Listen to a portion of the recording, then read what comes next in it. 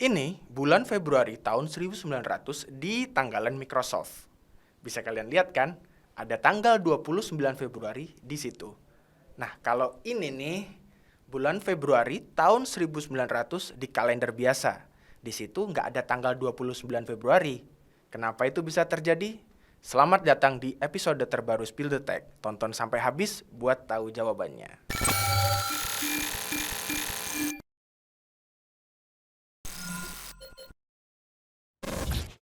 Mari kita mulai pembahasan dengan mendalami sistem penanggalan yang umum kita pakai sekarang. Sistem penanggalan di kalender yang kita gunakan sekarang berdasarkan rotasi bumi ke matahari. Nah, orang Arab nyebutnya tanggalan Syamsiah. Kalau orang Inggris nih, nyebutnya solar calendar. Tapi ternyata ada dua jenis penanggalan matahari loh. Sistem pertama namanya penanggalan Julian.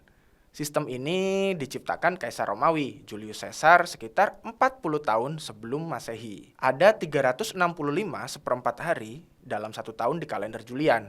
Dalam setahun, dibagi lagi ada 12 bulan. Nah, hampir semua bulan punya 30 dan 31 hari, kecuali Februari, yang cuma ada 28 hari.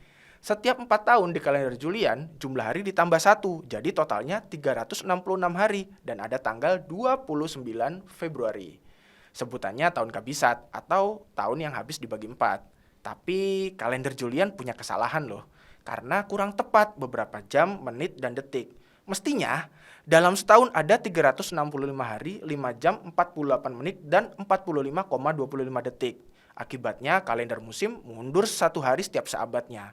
Dampaknya perayaan keagamaan dan musim tanam jadi nggak tepat. Kesalahan itulah yang bikin Paus Gregory XIII mereformasi kalender Julian. Dia majuin 10 hari di kalender Julian pada 1582. Tepatnya dia bikin setelah 4 Oktober 1582 jadi 15 Oktober. Padahal mestinya 5 Oktober. Perubahan oleh Paus Gregory inilah yang kemudian disebut sebagai kalender Gregorian dan paling umum digunakan di dunia sampai saat ini. Tindakan Paus Gregory itu mengubah juga perhitungan tahun kabisat. Sebuah tahun jadi tergolong kabisat kalau habis dibagi 400, bukan cuma kalau habis dibagi 4 kayak sebelumnya di kalender Julian. Jadinya tahun 1700, 1800, 1900, 2100, 2200, 2300, 2500, dan 2600 bukan tahun kabisat dalam perhitungan kalender Gregorian.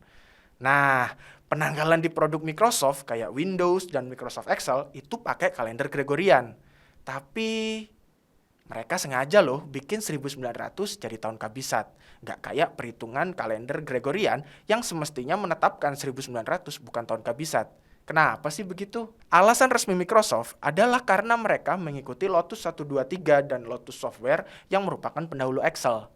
Microsoft bilang di situs resminya nih, ngikutin Lotus 123 bakal bikin program penanggalan Microsoft kayak Windows di Microsoft Excel cuman punya satu kesalahan loh, yaitu hanya memperhitungkan 1900 sebagai tahun kabisat.